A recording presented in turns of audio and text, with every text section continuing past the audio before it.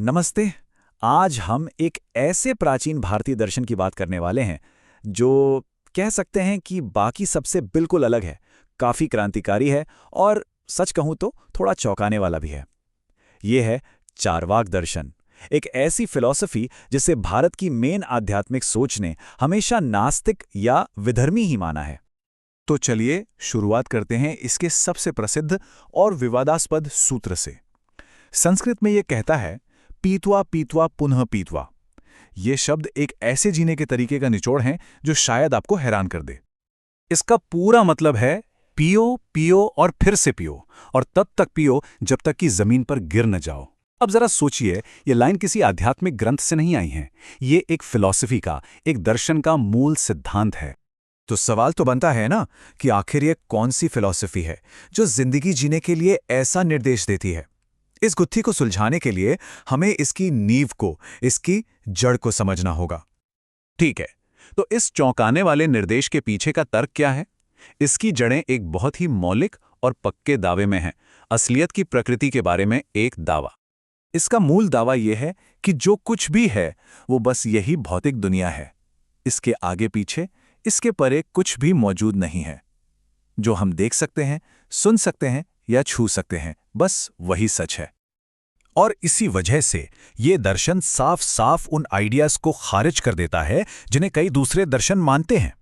आत्मा, ईश्वर, पुनर्जन्म, चार्वाक के हिसाब से ये सब बेकार की बातें हैं।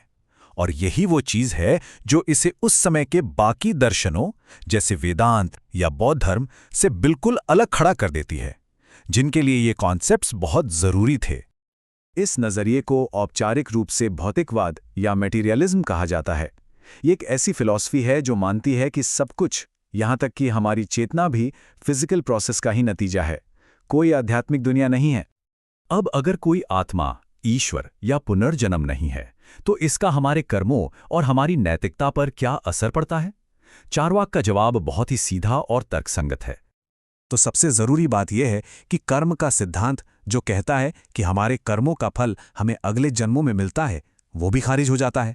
अरे भाई, अगर पुनर्जन्म ही नहीं है तो कर्म का कोई मतलब ही नहीं रह जाता, है ना? और ये हमें एक बहुत बड़े सवाल पर ले आता है। अगर हमारे कर्मों का कोई पारलौकिक नतीजा नहीं है, अगर स्वर्ग या नरक नहीं है, तो फिर इस जीवन का उद्देश्य क्या होना चाहिए? और बस यहीं पर चार्वाक दर्शन अपने आखिरी और सबसे प्रसिद्ध निष्कर्ष पर पहुंचता है, जो सीधे सीधे हमें जीवन जीने का एक तरीका बताता है।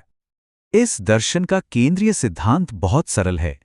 खुश रहो और इस जीवन का भरपूर आनंद लो, क्योंकि यही एकमात्र जीवन है जो हमें मिला है। तो इसका उद्देश्य सिर्फ और सिर्फ सुख और आनंद पाना ही होना चाहिए। जो सोर्स मटेरियल है उसमें तो इसे सीधे सीधे कहा गया है, मौज करो, मस्त रहो।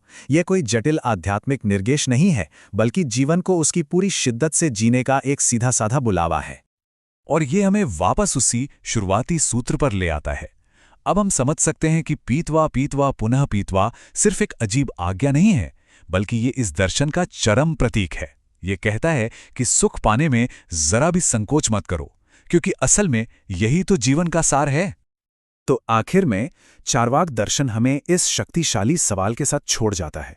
अगर ये सच है कि ये जीवन ही सब कुछ है और इसके बाद कुछ भी नहीं है, तो इसे जीने का सबसे अच्छा तरीका क्या होना चाहिए? ये एक ऐसा सवाल है जो हमें नैतिकता, उद्देश्य और आनंद की प्रकृति के बारे में हमारी सबसे गहरी धारणाओं को चुनौती देने के लिए मजबूर करता है। चार्वाक का जवाब सरल है, यहीं और अभी जियो।